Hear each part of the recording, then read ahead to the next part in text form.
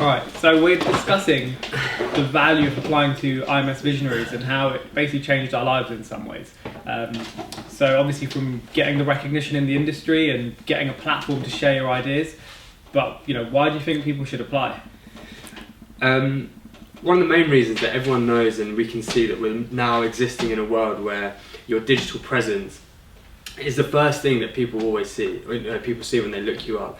I think having something like the IMS Visionaries competition as something that kind of represents you or your beliefs and your feelings is a great thing, because it shows that you're out there, it shows that you're expressing your ideas consistently, it shows that you want to be part of a scene. It's a good way of getting yourself across, I think. I feel like the other really important bit is almost the opposite of that, and in terms of whilst your online presence is very, very important, the personal connections, in terms of cutting through the noise, if you're able to put yourself face to face with somebody who's a tastemaker and who is going to be able to unlock these doors for you, that's the kind of thing that that you gained from the IMS. Yeah, I think you're right. It kind of goes hand in hand, doesn't it? If you put yourself out there and share your message, and then if you kind of get picked up, you get to meet all these amazing people, and it kind of works. Yeah, it is a relationship industry, isn't it? And if you can meet the right people and be put in the right circles, then it's going to be massively valuable. But at the same time, using that title and leveraging that in the right way can be really, really positive as well. Can you pass my phone wherever it is? There it is. Just pass my phone, thank you. So what about, I guess if we're talking about the next generation and the future of music, what do we think the biggest challenges are for the next generation to solve in terms of the music industry? Being able to develop technology in the right way, I think, is going to be a huge one. Being able to stay at the forefront of what's developing at the moment, how is that going to be integrated into the existing sort of music ecosystem, is going to be a huge part. So anyone that's being able to think about what kind of world we're living in right now and what technology is being used and what the next sort of 5-10 years of that are going to be, is going to be a great place to start, I think, or a great thing to think about. I think a really interesting one is constantly think about how music can change the world, because we think so much about, I guess, trying to make loads of money and try to create some amazing experiences and stuff like that, and then we forget that music is a really powerful tool. I think I've seen one thing where with people with Alzheimer's, music is a very they use music therapy to almost help these people with mental diseases, and I think a big challenge for young people is almost thinking about not just the commercial but actually the ethical power of music and 100%. How we can use it in a really interesting way. Yeah, I think innovation can come from many different areas, but I think linking it back to actually how can we do something that is for good and is pushing the scene forward, I think is a big one. And I think the fact that a lot of electronic music tends to not have lyrics per se makes it an even more interesting challenge, and you want to be more creative in your approach to getting a message across. That's interesting, definitely. What about I guess if we think about the industry that we've got at the moment, how can the industry in the future help young people get to their sort of next steps and help the young people almost find their feet? I think mentorship is really important, and competitions like the Visionaries contest, for example, they give people a platform.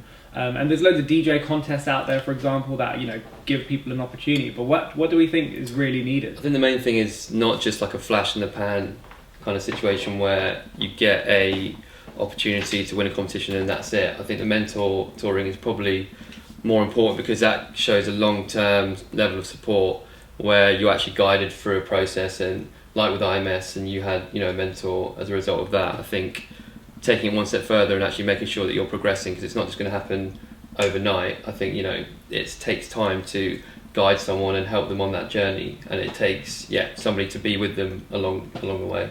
I'd love to see in the tech scene you have incubators where they almost help young startups and help them develop through their kind of journey. I would love to see that in the music industry in a sense. Imagine the next Visionaries contest was an incubator, not just for people who are young and have an idea, but people who actually have a project that they're ready to build, but they need funding or they need connections. And I think we could learn a lot from looking at other industries like the sports industry and how they nurture talent from such a young age, and the tech scene as well. I think music has a lot of catching up to do in some ways. Absolutely. I think that you look at as you mentioned, sport and the lottery and what they did for the Olympics and things like that, and the state they were able to get the UK Olympic sporting team too, as a result of funding. And I think that more models like that in the music industry, where there is opportunities to, whether it's through funding, whether it's through mentorship, but there's an actual model. I don't think there's a real model in place at the moment that has that level of support as you see in the sporting industry, because maybe it's not seen as important in terms of what the industry is. Which, yeah. I feel like one of the other things that would really help grow the industry is something that we've talked a lot about at Crypt, and it's the fact that we don't necessarily.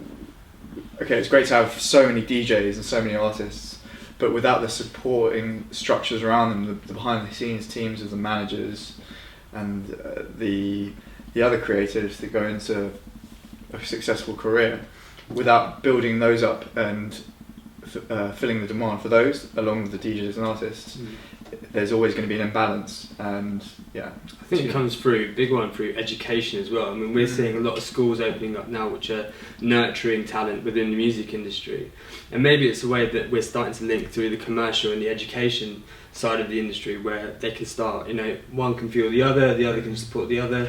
So great schools like ELAB at the moment are doing great work. Maybe we need to see more of that. I think it's really interesting talking about education, because one thing that we know the AFEM are trying to do is create an education policy so that they understand how we can support the next generation in the future. And I think that is almost something that the next generation need. Contests like the IMS Visionaries and DJ contests and everything in between are really great, but what we need as well is these systems that can really support people and almost like a curriculum to help people, because like we said, you want to be a manager or a promoter. There's not really anything you need to learn to do that. There's no qualification you need necessarily to do that, and that's fine, but there could be a lot of value from teaching these things in a new way.